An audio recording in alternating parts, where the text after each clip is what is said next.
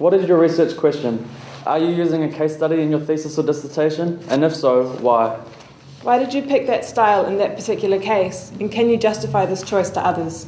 Good morning. My name is Jason Renwick, and this is Steph Clark. In this chapter, Chapter 8, Sampling Cases, Operationalizing Concepts and Variables, and Selecting Data Requirements, argues for the researcher to focus on defending their choices of cases to study and data to collect through justifications that enhance the transparency of their thinking about their research project. The chapter discusses ways of thinking about and describing your choices of cases, of how to operationalize your concepts and variables, or how to operationalize the concept, and of which data to create in order to measure your concepts and variables so that they are clear to yourself and other researchers. The chapter starts by describing the relevance of a theoretically informed work by using your question to guide the determination of your population, the case selection, operationalization, and choice of data sources.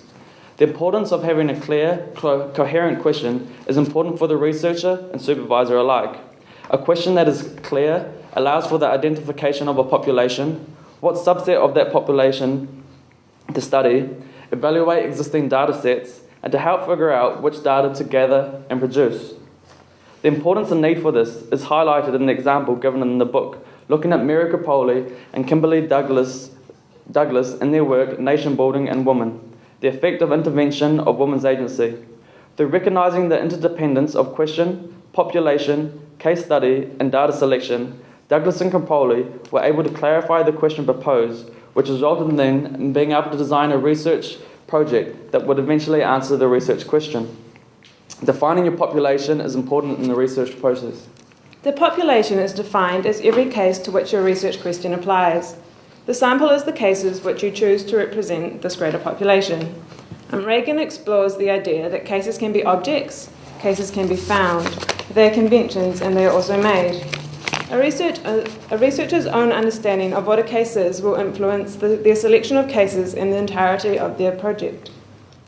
Understanding the variations among cases and their interpretation allows for the researcher to conceptualize how research projects may differ.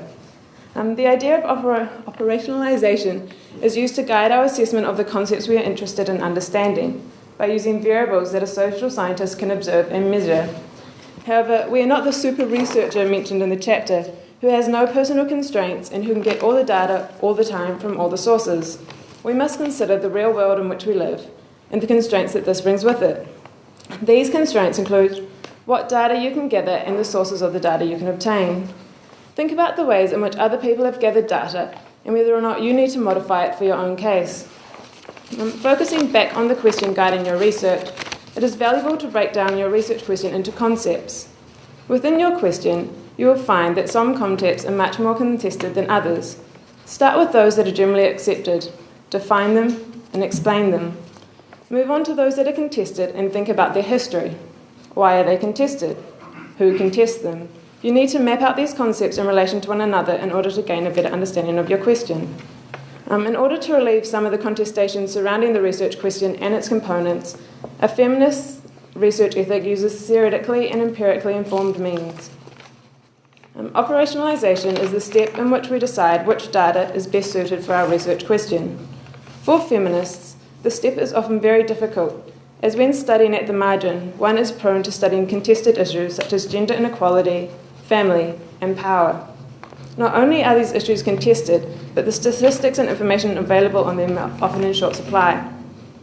The political and normative implications of this are shown throughout the chapter.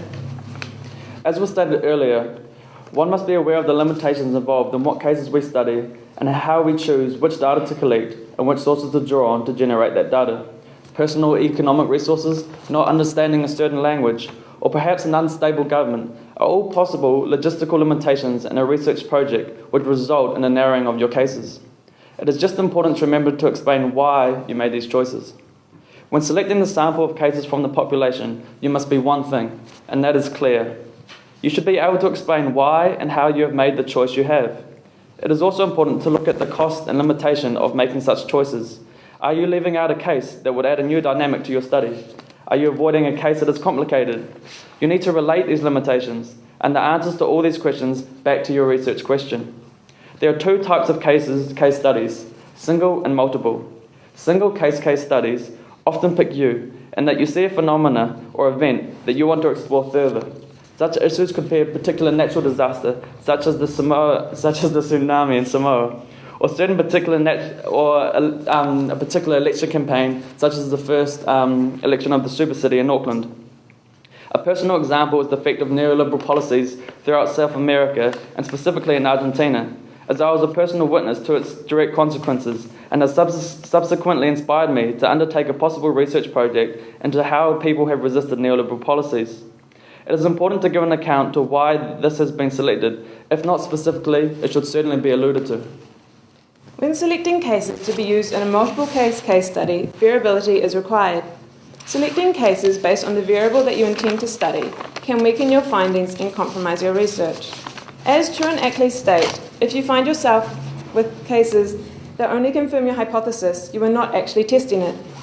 Identification of this allows the researcher to take a moment to stand back and consider what caused this to happen. Was it the theory you used, your conceptualization, or your selection method? We all learn from our mistakes, and no project can be 100% flawless, but reviewing the reasons behind your errors can help us in the future to not make the same mistakes.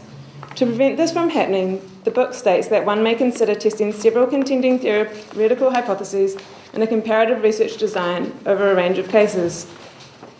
In order to reduce the population of cases available when selecting in a multiple case study, one might use certain criteria. Cases might be excluded by looking at the data sources available in certain geographical areas or through certain periods of time. Using landmarked events that are theoretically appropriate can also help narrow down the population of cases. Another limitation may be the languages predominantly spoken in the organisation, event, or geographical area in which you wish to study. A personal example is that I am finding it difficult to gain resources about women in China, as many of these publications are in Mandarin, a language of which I have little knowledge. After selecting your case, you need to establish ways of getting primary research or understand the methods behind secondary research. And using quotas as a method of interviewing ensures that you or the researcher who did the primary research has equal or appropriate representation from all of those affected within the case. Quotas could be made for characteristics such as location, age, gender, marital status, or position at work. They should be made up of categories that are theoretically important to your research question and allow you to include multiple representations of the same issue. When using quotas, there can also be limitations such as not getting a representation of society or full representation of the issue. Such an example is the work of Sylvia Chant in Costa Rica. Chant invested a lot of time researching women in northwest Costa Rica before identifying that the use of categories was limiting her scope of understanding. To rectify this, Chant interviewed male participants and was able to understand the family dynamics and their effects on women from a greater vantage point. The study was published in the book Men at Work.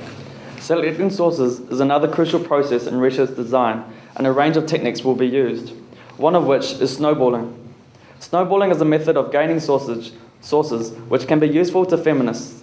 As feminists are often studying hidden or marginalised phenomena, it can be difficult to track down subject participants, and using snowballing, interviewees recommend other possible candidates. However, a feminist research ethic that seeks to uncover the marginalised in society, including those outside the dominant social networks, would need to implement an anti-snowball sample. This method challenges the power of social networks to seek out people who are self-advocates rather than those advocating on the behalf of others, which may be seen in the snowball method. While providing details on why you should justify your case selection, the chapter does not necessarily make this process easier. Case selection is a vital part of your research and should be focused around your research question. Each potential case study comes with benefits and disadvantages, and none of us have the time or resources to do an all-inclusive study on our topics of interest within our dissertation. While this chapter provides an outline for case selection, we would suggest that it is still vital to communicate with your supervisor, others with knowledge on the topic, and your peers to gain a better understanding of cost and benefit of a particular issue.